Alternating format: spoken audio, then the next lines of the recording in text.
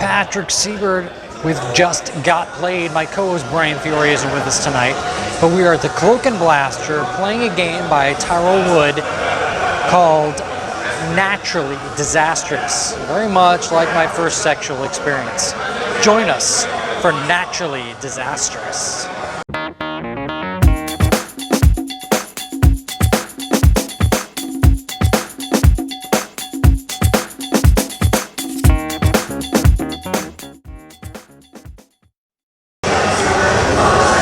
So, in Naturally Disastrous, you play an alien that's trying to phone home.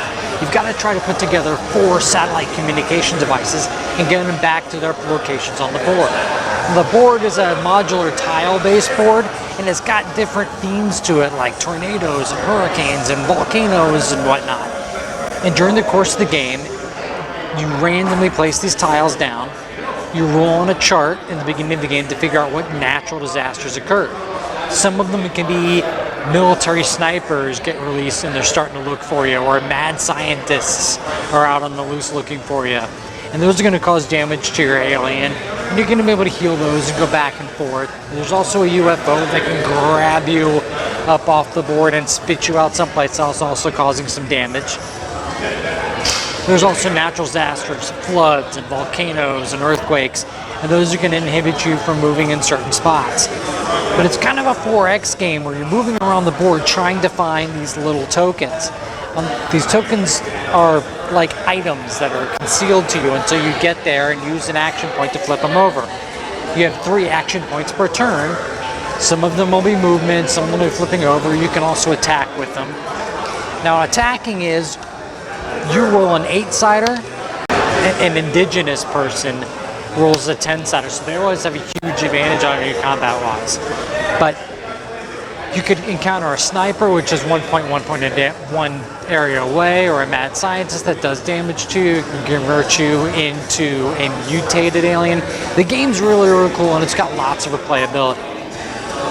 That's my summary of it. Now, I have to tell you one thing that I like and one thing that I didn't like. The one thing that I like is there's so much randomness in it that is extremely highly replayable for such a simple game. It's got 9 tiles and each one of them double-sided, and they're placed randomly throughout the board. There's also these item tokens that are spread out throughout the board randomly, and you've got to go through those and find, and they're randomly placed due to the die rolls, so you've got to go through there and try to figure out where everything's at.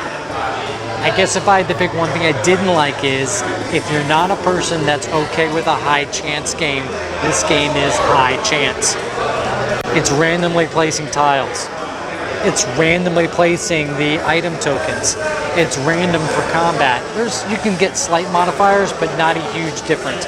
+1 on an 8-sider versus a 10-sider. It's a little swingy. So if that's going to be the kind of thing that bothers you, then this game may not be for you. But if you're looking for something replayable, it's got lots of fun, cool little meeples, it's got some little action and adventure to remind you of E.T., then Naturally Disastrous would be the game for you. I'm Patrick, and that's Brian's on vacation. But I'm Patrick, and we're at the Cloak and Blaster playing Naturally Disastrous. Thank you for watching.